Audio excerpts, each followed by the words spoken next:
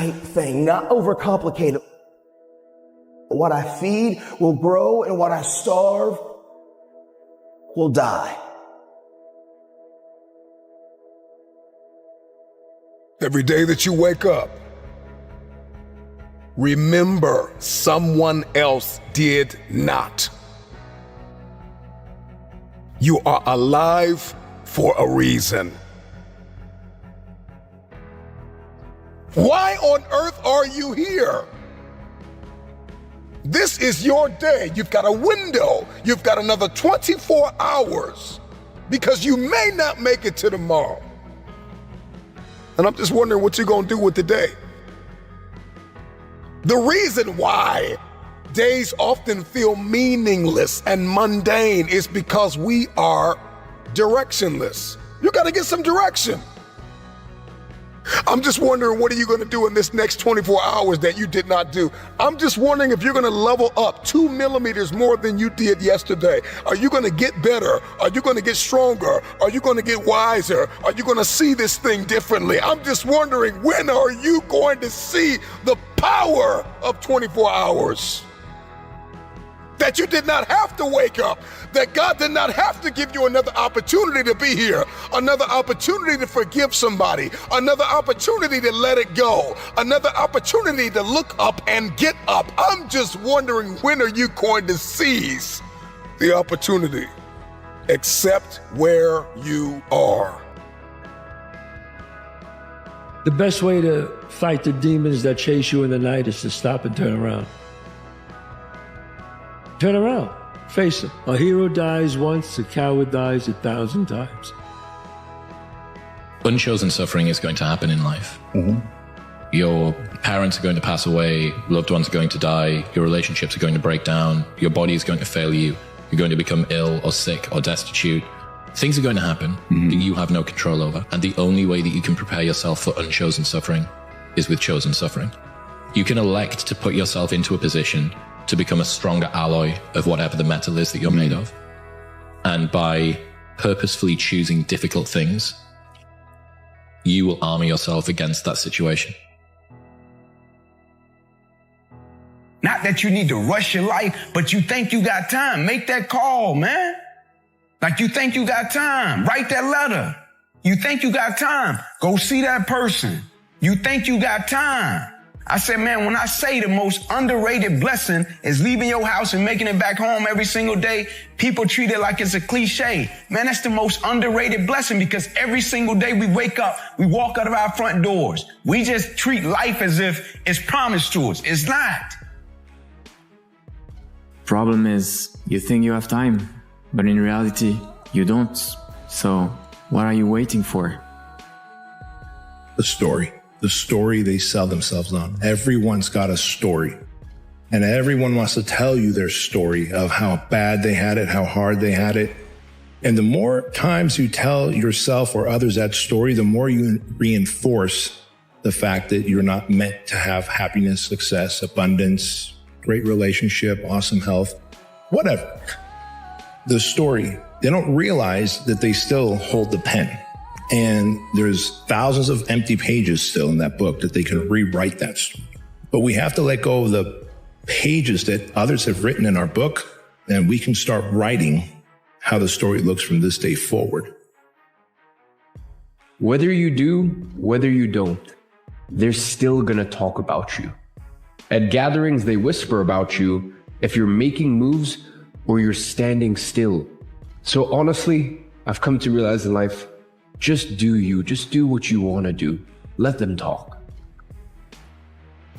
Don't allow fear of failure and the allure, the attractiveness of playing it safe in life to draw you in. You can't get out of life alive. You got to die to leave here. When you're asleep, ladies and gentlemen, you need your dreams. I'm here to tell you that when you're wide awake, you also need your dreams. You must have your goals. You'll never make it as a wandering generality. You must become a meaningful specific. If you're going to work tomorrow because that's what you did yesterday, you're not going to be as good tomorrow as you were yesterday because now you're 2 days older and no closer to the goal which you do not have. I'm telling you to keep going when you face opposition. I'm telling you to keep going when you face adversity. I'm telling you to keep going because years from now, when you look back, make sure you remember one thing about this moment. That you gave everything you had. That you leaned in on those late nights and those early morning wake-ups. The hours upon hours in the books, the preparation, dedication, and the resilience. That you knew who you were and let it manifest and lead you into the future. No problem is permanent. Or you start thinking the problem's pervasive because I haven't handled my finances, my whole world's over. Or because my relationship's bad, my whole world's over. Or all this is happening because there's something wrong with me. Your life is bigger than that. People need a new perspective, and you can't do it by just sitting and thinking. You got to move your body. You got to change your energy and your focus, because low level of energy, I don't give a damn how smart you are, you're not going to use all your ability. But if I get you into a higher state of being, mentally, emotionally, physically, then all of a sudden you start remembering who you are and you start coming up with answers that you never even thought were possible before. Doesn't it really astonish you that you are this fantastically complex thing? And that you're doing all of this and you never had any education in how to do it? You never learned, but you're this miracle? It's one of the great wonders of life. You aren't here to simply survive or navigate foreign territory. No, you were made for this moment. Most of us have been conditioned not to take a risk. People ask me all the time, what does it take to be happy? And I always tell them it's really simple. One word, progress. Progress equals happiness. If you keep growing, you're going to feel alive. And if you keep growing, you're going to have more to give. When you find a way out of no way, when you find breath that you don't have, when you find energy that did not exist, when you want this thing as bad as you want to breathe, that's when you find a way. It doesn't take any motivation, any drive in order to stay down there on a low level. But it calls on everything in you, ladies and gentlemen. You have to harness your will to say, I'm going to challenge myself. Sometimes I have to pull myself out of bed and say, come on, Les. Things I know I should do, I don't do. Things I shouldn't do, I do. I found that the biggest enemy you have to deal with is yourself. There's an old African proverb that says, if there's no enemy within, the enemy outside can do us no harm. If you're willing to endure, to hang in just a little bit longer, give just a little bit more, if you're willing to put all of yourself into the task before you, you may just be amazed at what life gives back. Fulfillment is living what you're made for. To take the risk of doing what we want, which will work to the extent that we realize that what I want, basically, what I really want is what you want. And I don't know what you want. But I never would have discovered what I'm able to do right now if I wasn't willing to take a chance. And you've got to be willing to do that. You've got to believe in yourself.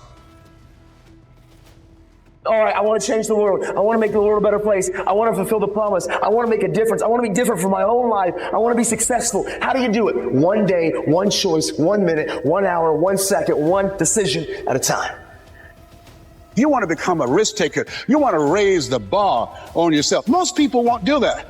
See, most people engage in low life living, low risk living. This God said, if you're not willing to risk, you cannot grow. And if you cannot grow, you cannot become your best. And if you cannot become your best, you can't be happy. And if you can't be happy, then what else is there? When you're serious about changing, all of you need to do, you don't have to tell anybody you're changing, just do it. Let your life speak, let your life scream, let your life shout, and let it speak so loud it will speak volumes that nobody can ignore.